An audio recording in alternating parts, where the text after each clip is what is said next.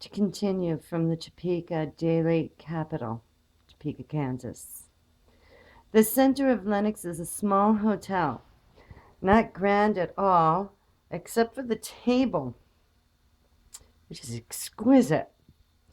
The hotel itself is not quite so pretentious as the winged farmhouse at which you stop to get a glass of milk, nor is its veranda as wide. Woe to the one who lodges there. But the table is so good and the view so excellent that wealthy cottagers drive 2 miles 3 times a day to get their food instead of bringing a reluctant chef to Lenox.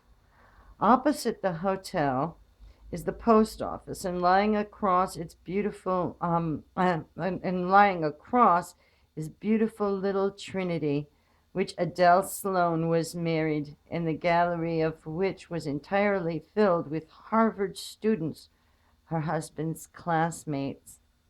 The Sloan family are at Lenox now, and indeed without them the place would be as bare as Newport without its great family. Their house is a very long and very low one called Elm Court, because of the elms that hide it. And as the badinage of the young people runs, because so much coupling has been done beneath these same dignified elms. That's good.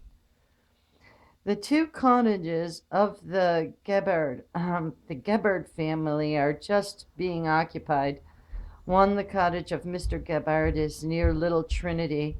It looks like the parsonage of a country church. Nothing about it suggests luxury except the stables that he has at the rear.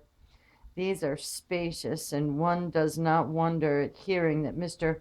Gebhard's drag, his coach, his back up to the top, buckboard, his tea carts, and his tandem have all been placed inside 4 walls this week, and that his road phaetons are on the way, being driven here by some of the servants.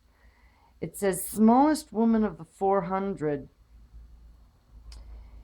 It is a luxurious household which Mr. Gebhard maintains. His sister, Mrs. Nelson, who is the tiniest woman of the 400, lives directly opposite and is bringing out this season a pretty daughter who patronizes Uncle Freddie, chides him in public, and plays an older sister like her mother's in the most amusing way. In the old bachelor days of Frederick Gebhard, this Lenox cottage boasted 12 servants, all men. As the man chef went to Europe every summer, Mr. Frederick was obliged to take his meals at the hotel. Except at occasional rare luncheons, no woman ever stepped across the threshold of this gay Freddie's place of recuperation. A very amusing time was had here, or it would be more decorous to say a very comforting time was enjoyed here 2 weeks ago. The occasion was a grand reconciliation scene in circles very well known all over the country. It will be remembered that Mrs. Emily Vanderbilt Shepherd, daughter of the late Elliot Shepherd, scandalized her family by being quietly married to Henry Hennon Morris of the famous Louisiana Morris family 2 months ago in New York City. Right after the marriage, the mother of the bride gathered up her remaining daughter and fled to the Sloan retreat at Lenox. Mrs. Sloan tried to comfort her sister, but all in vain. One day, a mutual friend visited the Morris bridal pair at Bar Harbor and told the story of the illness of Mrs. Shepherd at Lenox. "We'll go to her at once," exclaimed the bride, "and when she sees how happy we are, she'll forgive us. She will forgive."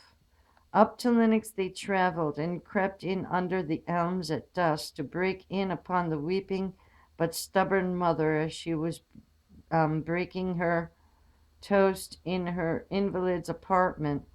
More weepings, more explanations, and more endearments followed, And now all's well that ends well. The Morrises and the Shepherds are coming to Lenox in a day or two for a fall visit, where the bridegroom goes back. Ere the bridegroom goes back to college.